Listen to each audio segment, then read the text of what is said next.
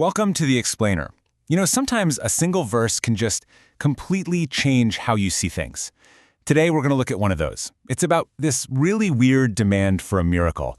And by figuring out what's really going on, we're going to uncover a huge idea about what it means to promise someone security. So here's the mystery we're diving into. You've got this group of people, and they lay down a very specific condition for a messenger. They say, look, we will not grant you security, not until you bring us an offering that fire just consumes. Super specific, right? So the big questions are, what's this really about, and who in the world is making this demand?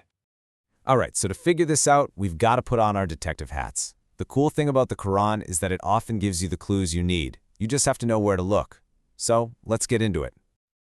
Okay, so our investigation starts right in the neighborhood of our mystery verse. Literally, the verse is right before it. And what we find there is a huge clue. It's like a textual fingerprint that's going to help us figure out exactly who we're dealing with.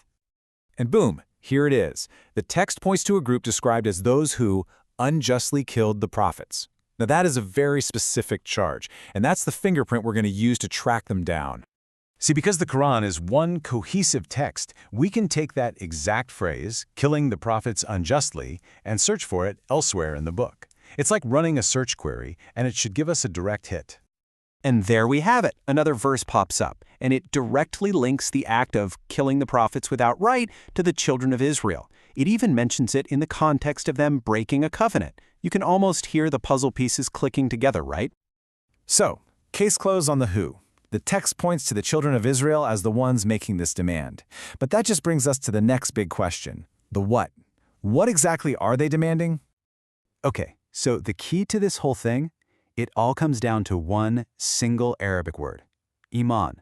And here, based on the analysis of Khalid al-Said Hassan, the common way we translate this word just doesn't quite get to the heart of what's happening in this verse. The central idea here is that in the Quran, Iman isn't just a feeling you have inside. Nope, it's an action. It's the physical, social act of giving safety and security to other people. It's something you do. And this is a huge shift in how we think about this.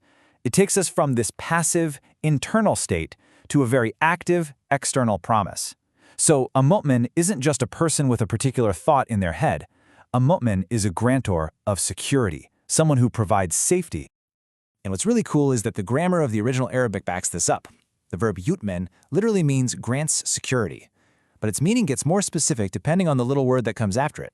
And in our verse, the form used means granting security to a specific person, in this case the messenger. It's a direct, tangible promise made to one individual. Okay, so now that we have this key, this new understanding, let's go back to that original puzzle. Let's reread that verse, but this time with this precise, action-based meaning in mind. And when you do that, the whole meaning just transforms.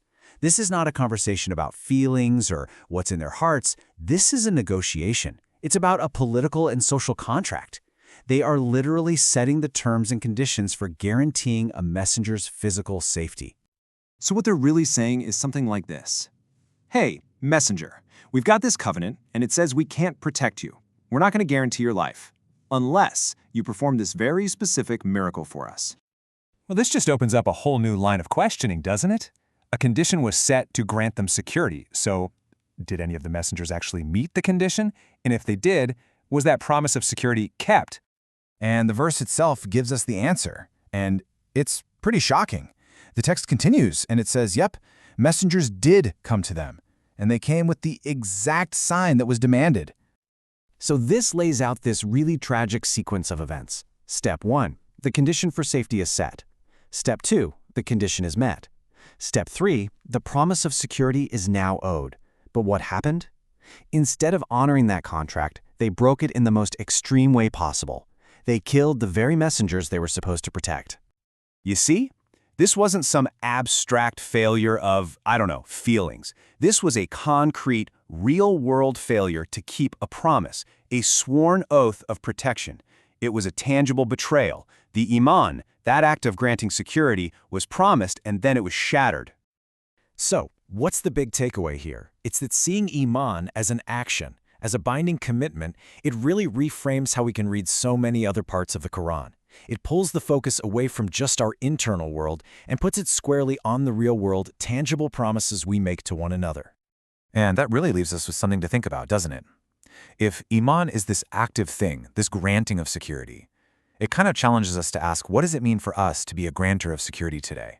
What are the social contracts, the promises of safety, the ones we say out loud and the ones we don't, that we make to people in our lives? And the big question is, are we keeping them?